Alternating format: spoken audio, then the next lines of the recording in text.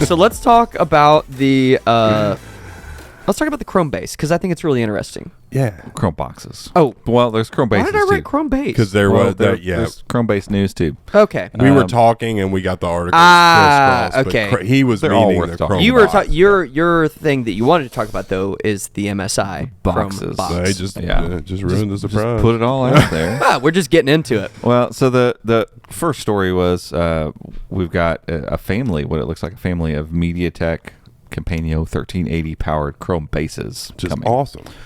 Dragon Fruit is the name of the baseboard. Love it. Because you said that benchmarked around 10th Gen i3, correct? Mhm. Yeah, Which is so what is in the 36, current Chromebase HP. Yeah, so you're not going to have to worry about, you match that with 8 gigs of RAM, and especially if it's fine. upgradable and you can do yeah. like 16, Yeah. it's great. And this Dragon Fruit board is it's clearly a baseboard or reference board. So even in the README in the file says this is the base reference board for the family of devices. Nice. So who knows? We could technically the little thing we have in the office in there is a Chromebase. It's like a little kiosk, little metal kiosk thing. So I mean some of them could be that type of thing too. But in my brain I'm imagining more stuff like the HP where they can get interesting form factors and stuff because now you don't need fans, you don't need like cooling chambers and all this stuff. Yeah.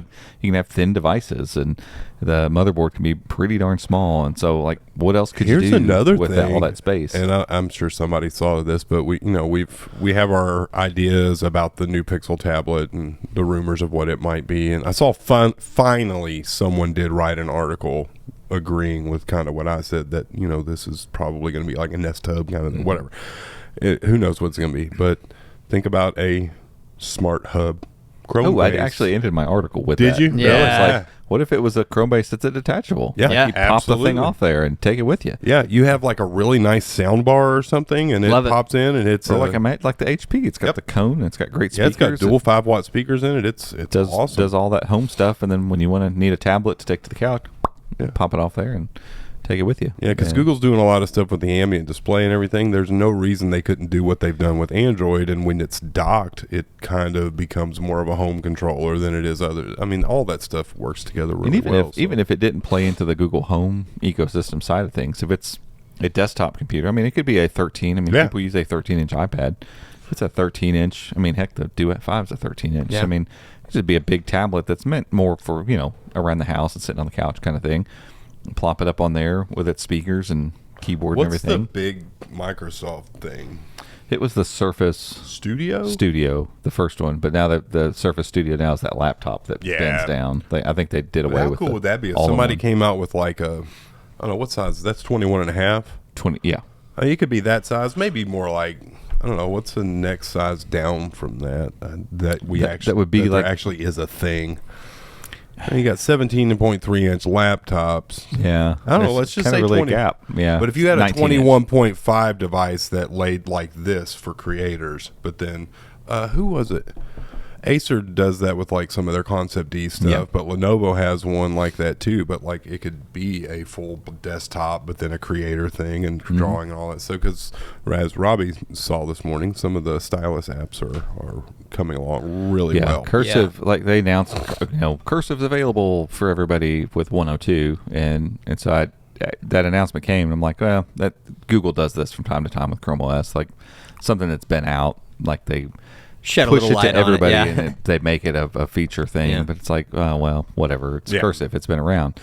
It made me think, like, well, there could be some upgrades with Chrome, like the browser part of Chrome that makes the web app of Cursive will just work better. And so, I flipped the Spin 513 around, grabbed the pen oval pen, and started writing, and I was like, this is really good. Like, not smooth. just okay, like, this is totally, like, I was able to sit and jot. My handwriting's terrible, and it's real fast and twitchy and just awful to begin with. And so it has to be really good at picking up all those quick movements. And I was able to sit and took some fake notes, as if I was sitting in a meeting or something. I'm like, this is totally usable. The only thing I noticed was sometimes if you're really fast as you lift the pen, the stroke would almost start and then come back. Yeah. Which, I mean, it wasn't a big deal, but the fluidity and the responsiveness were amazing. Yeah. And you can go to the Cursive web app on other devices, but we found the other day is that Google is clearly, this is developed for Chromebooks. We couldn't even get it to load on a Mac. Yeah. So it should work really well. It needs to work really well. Yeah, it needs to. And it has improved greatly. What's funny is I figured out it actually feels like it's a tad bit more responsive when the first time I was testing it, I accidentally had the dongle for my mouse in the device still. So even though I had it in tablet mode, it was still technically in desktop mode. It was actually more responsive in desktop mode. Like when I let the tablet go or let the Chromebook go into its tablet mode, it was still very good. I mean, we're talking like if in desktop mode it was a 10, this was like a 9.5. It's like a small drop off, but I could tell there's this tad bit of latency, and who knows, like Chrome OS could, because now when in tablet mode it's looking more for touch input and navigation, so they may have to put some things in that kind of let it offset certain touch inputs, and so maybe that's, I don't know, I'm not sure, but it is definitely improving, like big time. Like this is a usable web app. I tried it on some other devices too, and it does feel like Chrome OS 102 fixed something, or it could just be coincidental. Maybe Cursive just got better. I don't know. Maybe both. I'm not sure, but it's good that it's better for when they announced it and made a big deal about it versus them making a big deal about it. Be like, we're getting to it.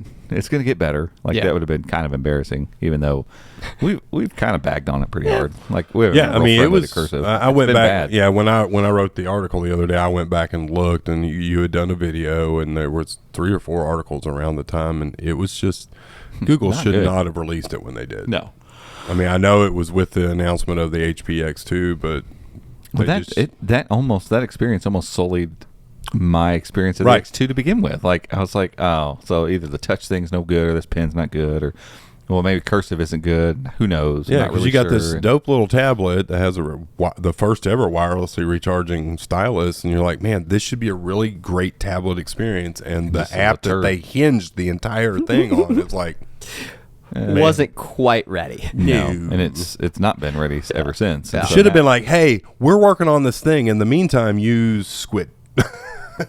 Well, I think Jackson has the HP, and a couple weeks back he said Cursive has gotten really, really good, and so I wonder if they made sure it was really good on the HP first. Made sure that. Yeah. I mean, we don't understand how much goes into all this stuff. So, like, how much the different display drivers and the different digitizers on the screen, how much does that stuff play into it? The pen you're using. Like we sent back the Spin 7 or the Spin 714, which has the built-in stylus. The stylus nib on that one, I loved. Like there was a slight bit of friction on the screen. I felt like it was like perfect, and so I'm really interested when that device comes out. It's like a review-ready device. The Spin 714. Yeah. The front stylus came out of the front. Not the best pen. Like it's still one of those little skinny sticks, but like the nib on it was perfect. I felt like it. So I'll be interested to see when that device comes out.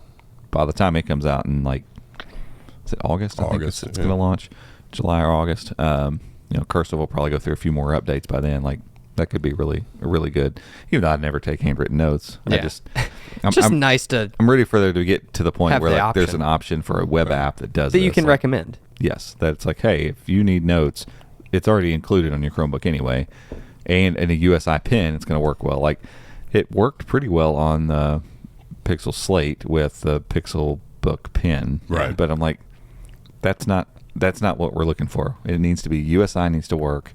And it needs to work well with. Yeah, it's the whole point of USI. On any Chromebook. It's universal. Yeah, right. Absolutely. And it's Cursive has just been good on this Chromebook, terrible on this one, mediocre on that one, good with that pen. Not like that's no good. Like this needs to be universally good or universally bad. Like it doesn't need to be. Well, if I had that right combination, it worked. Like we don't need to do it if that's the way it's going to work. Right. So, yeah. I think they're getting there. With Cursive. I don't know how did we get to Cursive? I don't remember. Chrome boxes. Yeah. Oh, we were talking about like Creator Studio right. and all that stuff. Yeah. So MediaTek powered Chromebases are coming.